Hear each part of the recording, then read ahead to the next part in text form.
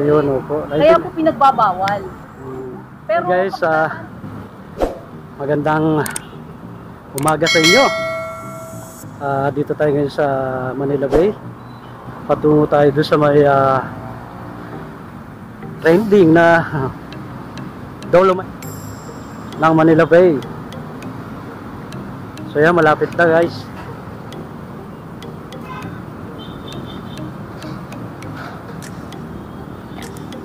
Dito pa rin mga naghihilot.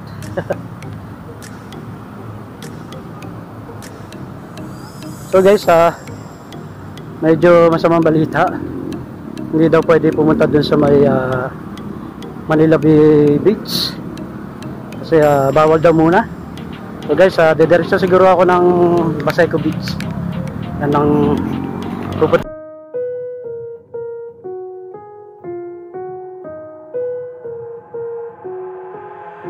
I've got an itch I can't scratch, I'm missing a piece that completes a whole part of me, an open wound scar to see.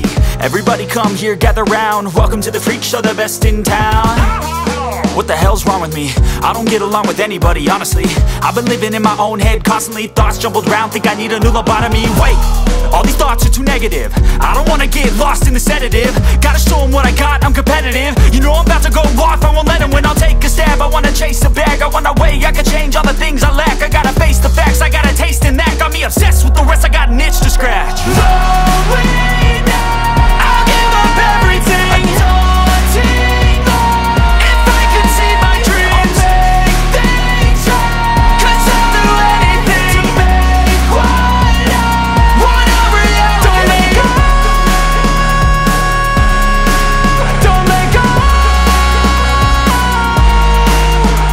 I'll make things right. 'Cause I'll do anything to make what I want a reality. I just wanna find a way out, sick of the venom in my brain. Running from the past, wanna escape my pain. I just wanna be a better person, I deserve this. I just wanna break these chains. Always asking for greatness, true to myself, I never fake it. Seen too many once that I so they get famous. And when I say the truth, most really can't take it. In spite of everything I've been through, I'ma make it. Fake friends, but on my downfall is toxic. Day one, started to outlaws for profit. Now all I do is write verses, no talking. All I do is put the work in, no option. This was everything I ever wanted. Created a legacy off of me, just being honest. And the fake ones, kung makapicture at ako gusto lang mag-picture. So mag-i-stack up sila. Pag nag-stack up po sila, mawawalan po ng social distancing. Yun po yung iniiwasan po. Ayun, opo. Kaya po pinagbabawal. Pero pag dadaan po, wala namang problema, dumaan ka lang. Para dire-diretso lang po yung daloy natin. Naglalakad, okay lang. Basta pipicture. Mag-stack up. Okay. Kasi pag nag-picture ka, mag-stack up ka. Tama po yun. Dadatan ka ng iba, picture hanggang magkakaroon na ng maraming tao. Ganun po yun, kaya po namin pinagbabawal. Opo, salamat ma'am, salamat po. So guys, narinig yung paliwanag ni ma'am.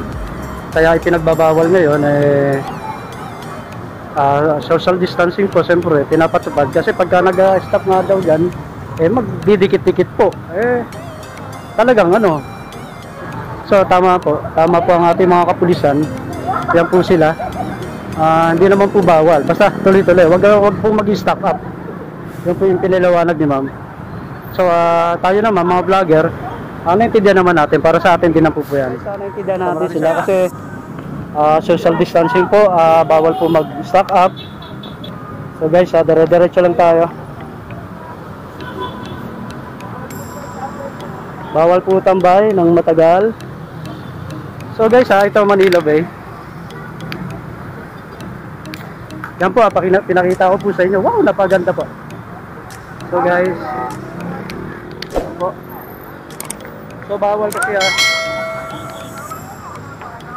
bawal mag-stock up. Silipin lang natin eh. Bawal po stock up dyan. So guys, susunod tayo sa patakaran. Okay. PNP kasi social distancing po mga kababayan. So tara guys.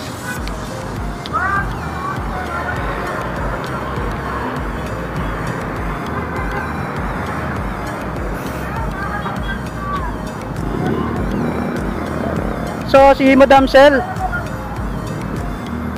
for the first time nakita ko siya.